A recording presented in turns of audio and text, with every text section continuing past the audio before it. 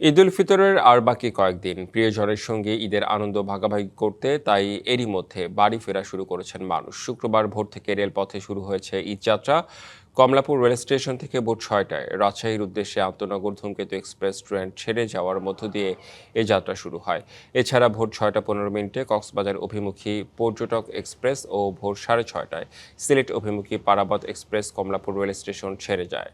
Kamalapur rail station পরিদর্শন শেষে এবারের ঈদযাত্রা নিয়ে ব্রিফ করছেন রেলমন্ত্রী শেখ রবিউল আলম। সরাসরি চলে যাচ্ছি সেখানে। এই সেবাটা বা এই তৎপরতা কন্টিনিউয়াস থাকবে কিনা এটা তাদের আশঙ্কা। আমি তাদেরকে আশ্বস্ত করেছি এবং আপনাদের মাধ্যমে জানাতে চাচ্ছি, রেল সেবার যে মান আজকে দেখেছে যাত্রীরা স্যাটিসফাইড, সেভাবে আমরা অব্যাহত রাখতে চাই, যে কোনো মূল্যে, যে কোনো প্রয়োজন। এটা হচ্ছে আমাদের অঙ্গীকার। উত্তরোত্তর এই সেবার মান আরো বৃদ্ধি পাবে। মাননীয় প্রধানমন্ত্রী আপনার এই সেবা অথবা রেল যোগাযোগটাকে যুগ উপযোগী করে মনোরম পরিবেশে স্বাচ্ছন্দ্যে অল্প সময়ে অধিক দূরত্বে যাওয়ার জন্য জনবান্ধব করতে চান, জনপ্রিয় করতে চান, এবং সে ব্যাপারে তার নির্দেশনা আছে। সেভাবে আমরা কাজ করছি। আশা করছি রেল যোগাযোগ ব্যবস্থাপনার একটা আমূল পরিবর্তন আপনারা দেখবেন ইনশাআল্লাহ।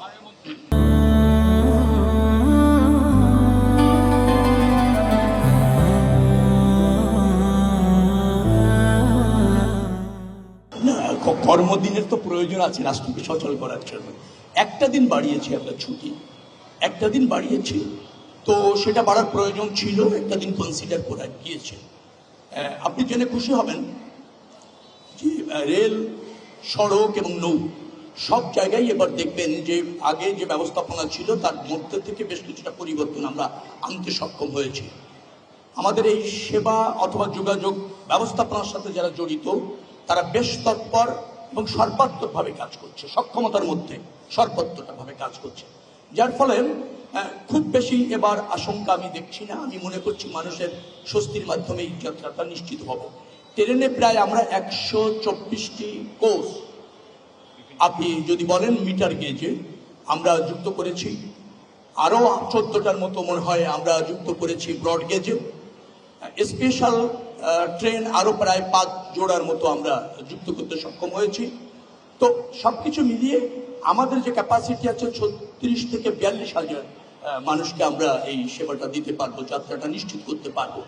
শেষ মুহূর্তে কিছু চাপ হয়, অনেকে যে কোনো মূল্যে ছাদে উঠে যেতে চান, আমরা নিবৃত্ত করার চেষ্টা করছি, উঠার সব ব্যবস্থা বন্ধ করছি। তারপরও হচ্ছে যদি এমন হয়ে যায় শেষ মুহূর্তে যে কন্ট্রোলের অনেক সময় বাইরে চলে যায়, সে যে কোনো মূল্যে বাসায় পৌঁছাতে চায়।